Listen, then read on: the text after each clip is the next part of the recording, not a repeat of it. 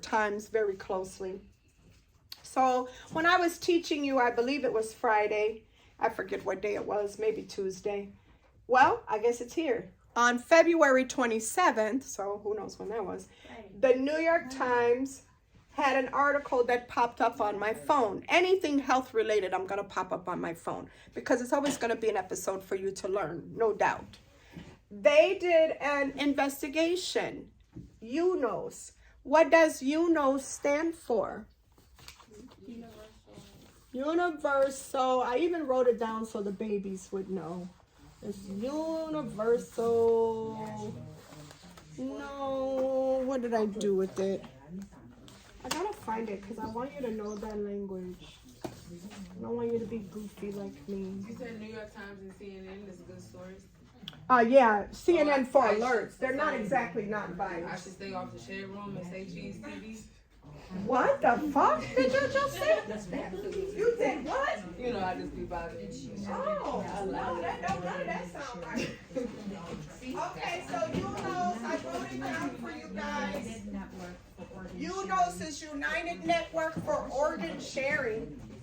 I don't care that you know this, but I can see your test spelling it all the way out. Can't you? So United Network for Organ Sharing. What if they spell it out? We want to know what it is, right? This is the organization, you know, with the whole organ procurement. And they're not going to say organ donation, are they? They're going to say organ procurement. Remember that word? I told you that was on the test. Okay, so here we go. They did an investigation because they got a tip that was reported to them. And they thought they would look into it because you don't know till you investigate, right? Now, just to put a little bit of perspective on the New York Times, how long has the New York Times been around? Forever. A long time. Who was the ones who discovered the Tuskegee experiment? The New York Times. New York Times. So remember when that started, that Tuskegee experiment with looking at syphilis progression in black males in Tuskegee, Alabama, that started in 1927 and it went all the way to 1977. Not that long ago. Not that long ago. And it would have continued if the New York Times didn't discover it. Okay, so that's why it's always a great reputable place to start. Now, they did an investigation. Here's how it's supposed to go. I like this because it showed you exactly how it was supposed to go. As a matter of fact, I couldn't have wrote it any better. Look at how it's supposed to go. The sickest patient has priority. You saw that, didn't you? Because that's why Izzy crazy ass was lying. If there's nothing like the sickest patient, the waiting list is appropriate. You saw that with the 17-second rule. I mean, it was perfect. That is supposed to be the way it is.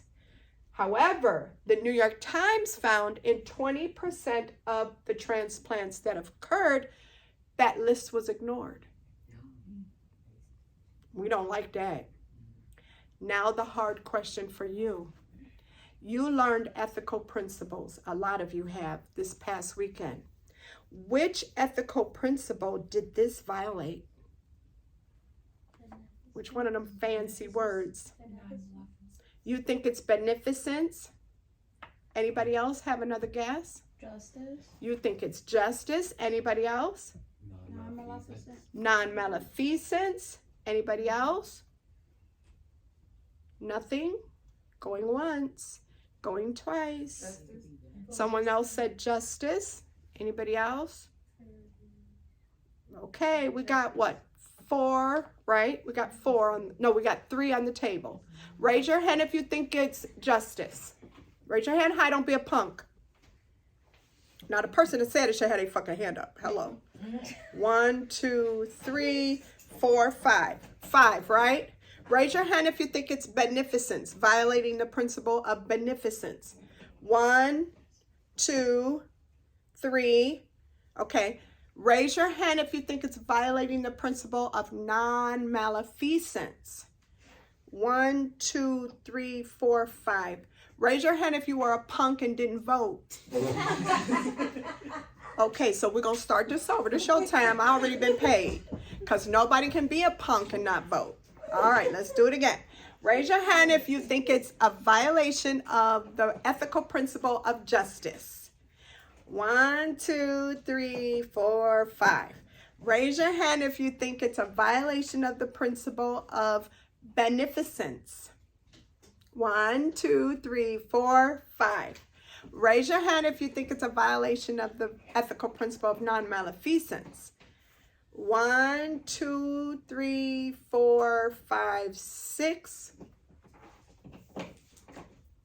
I'm waiting. I didn't hear the question, so I didn't raise my hand. Okay, just raise your hand so I can count. Thank you. 7. I mean, I'm looking at y'all. Y'all gotta vote. Okay, so here we go. We have the 3 on the board. I'm gonna put them there. Take out your management of care, because you're going to tell me which one of these are true. And if you don't have it, I'm going to come around with it.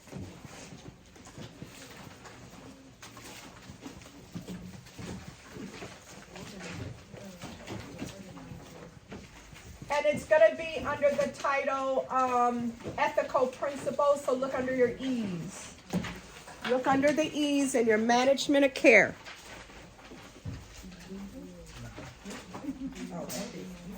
Ethics, yeah, very good. Who else needs a management of care? Only quite a few of you do. So look under your E's.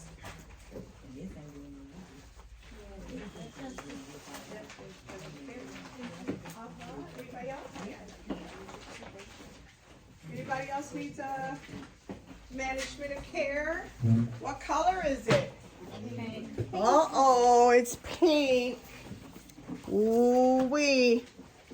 So you got your management of care. You're looking under the E's for your ethical principles. You're looking under the different definitions. And you're going to tell me which one did you come up with? Justice. Yes. Excellent. So who said that? Raise your 5 hands. Excellent. There you go, y'all. Okay, so this is a violation of the ethical principle of justice. Justice assures fairness, especially with things like organ donation. Hello. You answered it. I was going to ask the question, why is it that, but you answered it already. You said what, baby? I was going to ask, why is it justice, but you answered it already. Well, look at what it says. I read why. But you Read it answered out loud. Especially with scarce resources, i.e., which is example, organ procurement, sliding scale, and fees for services. But what it said at the beginning of it? You just read the end of it. Especially with scarce resources. No, it doesn't Fairness. start. Fairness, there it is. Okay, so I didn't say anything different than what you read. Okay, so here's what I'm saying to the babies. You have an investigation done by a reputable source, not some extremist organization.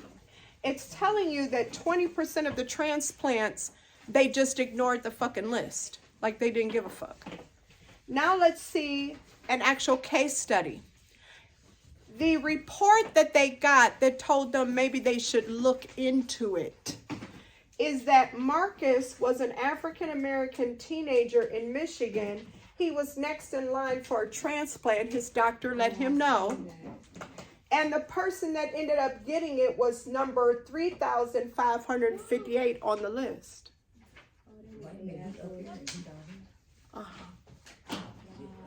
Okay. Now watch this. Watch this, guys. The investigation found that over the last 5 years, 1,200 deaths that occurred were actually next on the list. Now, they may not have been medically adequate, but how the fuck would they know? They never got a chance to find out. Who got the organs? Usually white, male, college grad, or Asian, creating a widening disparities in healthcare. So when you hear me talk about disparities in healthcare, you now have another example. Now, this right here, all this is pertinent to me because you may not know, but you have a classmate that's been waiting on a kidney forever. Share with them. I think I've been on the kidney transplant list since the end of 2022. It was like October, Yeah. November of 2022. And how did all of this happen? How old were you when you found out what you had, needed a kidney? I got diagnosed with lupus when I was turning 21. So What were your symptoms? everything on me would just like swell up. Like my joints would swell really bad. So swelling, It would joints be hard for me hurting. to walk. I would get rashes on my face. Yeah, the little circular rashes. Yeah. But it was really the joint swelling was like the really bad thing. Then I lost like a lot of weight. I was like super skinny. Okay. Then I went to the doctor, and my primary care provider referred me to a nephrologist because she had a thought it might be lupus. Okay. But lupus is really hard to diagnose. Yes, it is. So- There's no, and that's on your test. There's no one test for lupus. There is no one test for lupus. So they gave me a kidney biopsy, and Did that hurt? No. And what position were you in? Were you on your tummy or your back? yeah, I was laying flat on my tummy. That's on your test. You are prone for a kidney biopsy because they're going to go back here. Okay. And then by that time, I was already in stage 3 of chronic kidney disease. Wow. So What were your symptoms with that? Just swelling, right? Was your blood pressure elevated out of curiosity? I don't remember. I don't think so. Yeah, they would have mentioned it. Yeah, Okay. I don't remember. It was really just like my joints. That was like the The biggest thing. And they hurt. Yeah. It was really difficult to walk. bad. Yeah, Okay. like super bad. Okay. And then by that time I was in chronic kidney disease stage 3. Okay. And so after that, I got put on a lot of medications, and I was 21, so it was kind of like, I feel like I wasn't probably taking the best care of myself. No one does it, 21. Yeah. So it was like a big adjustment or whatever, but my kidneys started to crash really fast after that, Yeah. and I went into end-stage renal failure. How old were you then? I was 23. Okay. 23, I think. Yeah. And after that, they said that my kidneys were functioning. I was at like 19%. That's very important because what she's talking about is the GFR, the glomerular filtration rate. You get on that list at 20. You kind of want to know that. You qualify for the UNOS list when your GFR is 20. Because my dad called me when he was 19 and I was flabbergasted. Tried to give him a kidney, wouldn't take it and all that. Okay. So I was, I had graduated college by this point, but I went back to school to the accelerated nursing program. Ah, And what then- was your first degree in? Health sciences. Okay, so perfect. Nursing. Perfect slide on into nursing. Yeah. Okay. So then, I think it was like literally like 4 months or something. My kidneys really started to crash, and then I was at like 5%. Oh, Like- no. Yeah, so both of my kidneys function total at 5%. Yeah. So then I got put on dialysis. My doctor chose peritoneal dialysis because it was more flexible Convenient. with my schedule. Yeah. What did So- you think of that, just as a young lady and a nurse? Being on dialysis, it takes away like a lot of your freedom. Exactly. And people who know me know like I'm pretty social. I'm pretty social, so like I do a lot of things. So it kind of makes it hard for me to like have to adjust my schedule around my dialysis. So I have to do dialysis every night for 10 hours. Every night for 10 hours. If you choose peritoneal, which my dad chose at first too, because I was too frightened for him to go to a center for dialysis, thinking, what if they're not clean and they give my dad hepatitis? So I was like, Dad, let's just try peritoneal. And then, so he did the peritoneal, and it's just like you say, it's 10 hours at night, every single night. You don't get away without doing peritoneal every day. Yeah. So. Were you living alone or with your parents the whole time? Oh, I live with my parents, thank God. Thank God, because you're not allowed to live alone. Yeah. And that's what I want you to remember. You have to have someone who will sign that they will be there for you to do it if you can't on your test. Yeah, so when I got, when they told me I had to get on dialysis, I had to get my PD catheter placed in my stomach.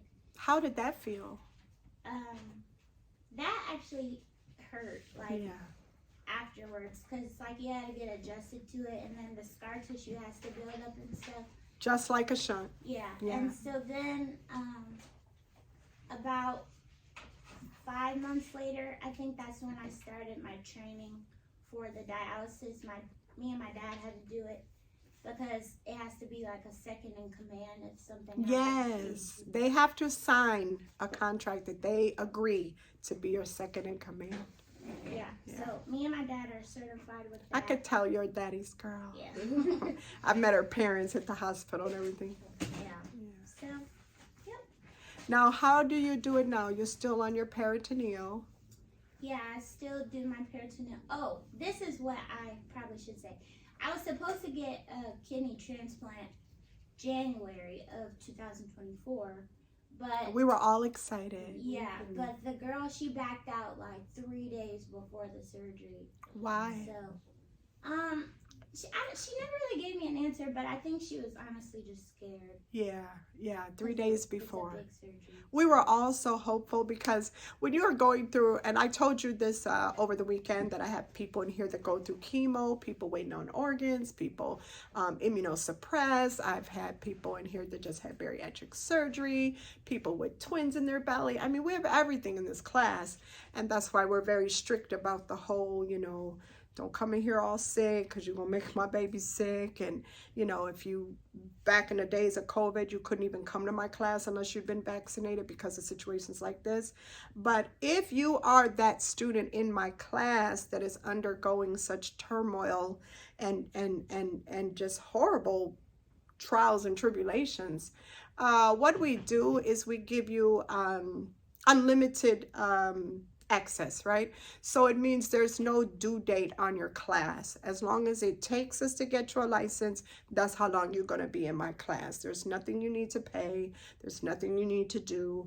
That's just the way it is. You're going to be here until you pass this test. There will be no repeat payments after that first payment and extension. So what we know is we've been through these freaking roller coaster rides with Nakaya, and it's very, very, very what the fuck? She didn't want to give you a kidney? Oh my God. We mad. We ready to jump her like a project chick. But you can't do that because obviously she's an individual as well. And it is a lot. It's a lot to give someone a kidney. It is major surgery. Of course, you'll heal up and do well, but she just chickened out. Do you see that? So we've been waiting how long for this kidney now, if we count?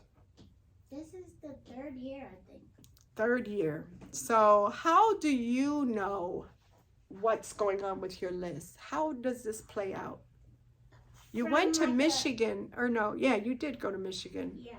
So from a patient perspective, it doesn't seem like there's a sense of urgency in regards to being on the list. So it's kind of knowing the nursing perspective and the patient perspective, I can see why there's so many people on the list, because it just doesn't feel like nobody cares. Yeah.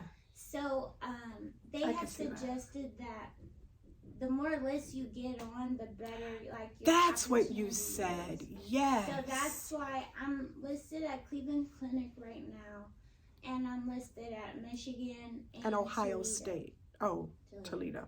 Yeah, Have you Ohio thought of? State didn't accept my insurance. Oh my God. So it's about insurance again, huh? Yeah. What the fuck? Okay. So can you see the little wheels turning in your mind and your spirit so that you are more realistic about what's really happening with people waiting on a kidney, a liver, or a heart? That was all three of these, by the way. This was kidney, livers, and hearts for this investigation that they did.